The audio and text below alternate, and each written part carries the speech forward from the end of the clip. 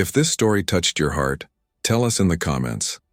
Have you ever helped a stranger and something unexpected happened later? Your story might inspire someone else today. Don't forget to like, share, and subscribe to Be Kind. Always, where every story reminds us that kindness still matters and it's never too small to make a difference. It was raining that evening, the kind of soft drizzle that paints the city in gold and gray at the same time. Maya pulled her coat tighter around her shoulders as she hurried home from her late shift at the cafe. She was tired, drenched, and just wanted to rest. But fate, as it often does, had other plans. At the corner of 9th and Maple, she noticed an elderly man struggling with several grocery bags, the handles cutting into his trembling fingers, the weight nearly tipping him over. People walked past him like he was invisible. But Maya stopped. "Sir, let me help you," she said gently, already reaching for the heavy bags. The old man looked up, surprised, then smiled. "Most people don't notice anymore," he said softly. "Thank you, dear." She carried his bags to a small, worn-down apartment a few blocks away, refusing the few dollars he tried to press into her palm. "It's nothing, really," she said. "Take care of yourself." And with that, she walked away, never imagining that this simple act of kindness would change her life forever. Part 1. The Ordinary Life Before the Storm. Maya lived a humble life. She was 26, working 2 part-time jobs, one at the cafe, one cleaning offices in the evenings. Her small apartment had peeling paint and a flickering light in the hallway, but it was hers, and she was proud of it. Her friends often told her she was too kind for her own good. She'd give her umbrella to a stranger, her last $10 to someone hungry, and always smiled, even when she was exhausted. Kindness, to her, wasn't a choice. It was who she was.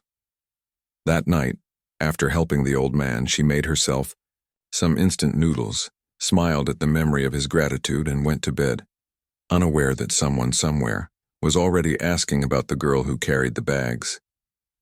Part 2. The Unexpected Visitors. The next morning began like any other. The sound of her alarm, the smell of coffee, the rush to catch the bus.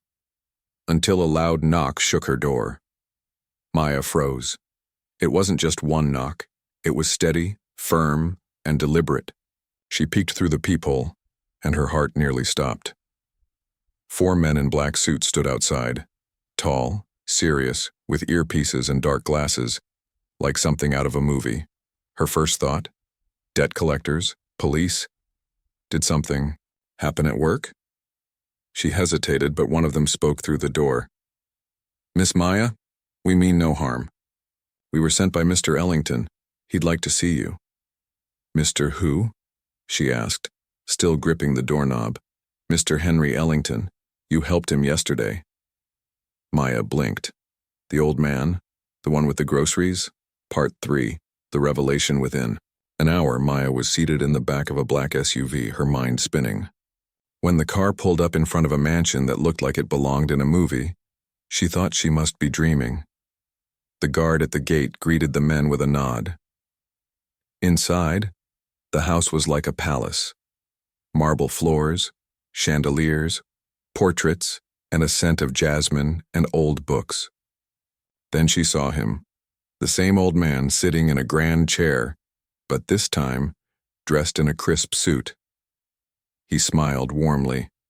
"Ah, the young lady who didn't walk past.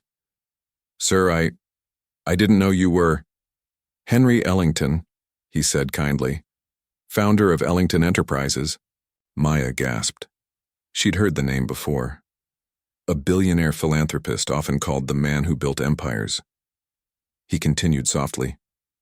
"You carried my bags, Miss Maya, when no one else would. You didn't know who I was. That's why it mattered."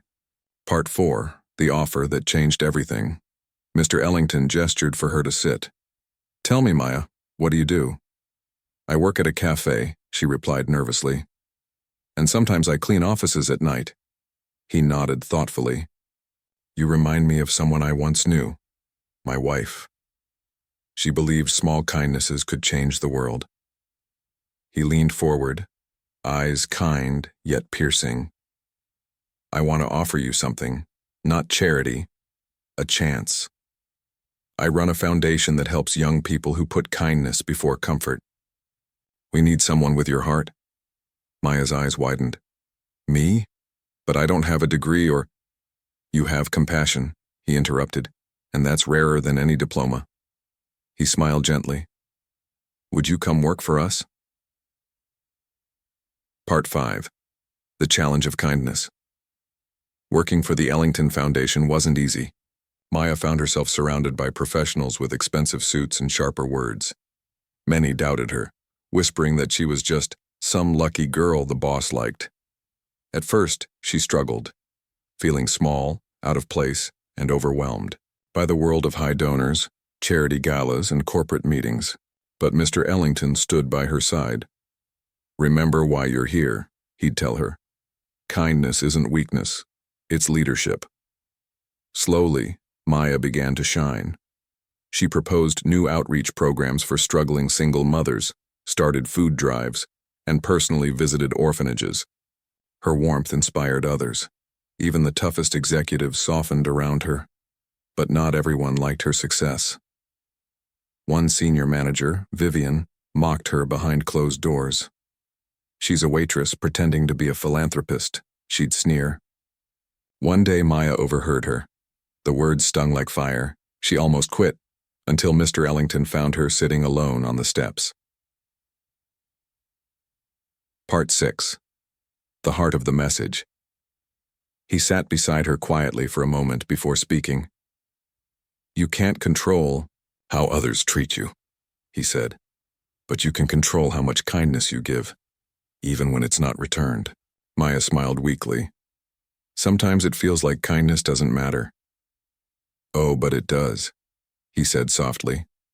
You helped an old man with groceries, and look where that led.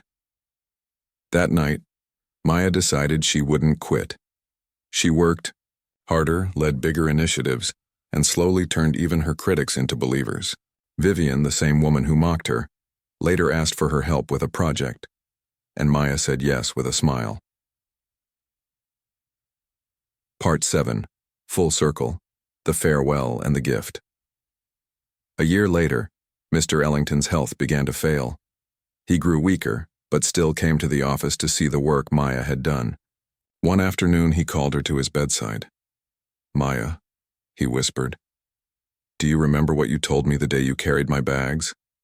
She blinked. I told you to take care of yourself. He smiled faintly. You've done more than that. You've helped others carry their burdens too. Tears welled in her eyes. You changed my life, sir. No, he said gently. You changed mine. When he passed away weeks later, the foundation held a memorial in his honor. Maya spoke before hundreds of people, her voice trembling but steady. Mr. Ellington taught me something powerful, she said. That one act of kindness can start a chain reaction that changes lives, even your own. Part 8. The Legacy Lives On. Months later, Maya became the new director of the Ellington Foundation. The same girl who once worked late nights cleaning offices now stood at the front of the organization, helping thousands. Every year, she returned to that same corner on 9th and Maple, carrying groceries to give away to anyone in need, because that's where her story began. Ending emotional and inspiring outro for YouTube narration. As the camera fades on the sunset, Maya's voice echoes softly. You never know who's watching when you choose kindness. You never know how one simple act might come back to you in ways you can't imagine. So keep being kind, not because you'll be rewarded, but because it's the right thing to do. Call to action, engaging the audience. If this story touched your heart, tell us in the comments. Have you ever helped a stranger and something unexpected happened later? Your story might inspire someone else today. Don't forget to like, share, and subscribe to Be Kind Always, where every story reminds us that kindness still matters, and it's never too small to make a difference.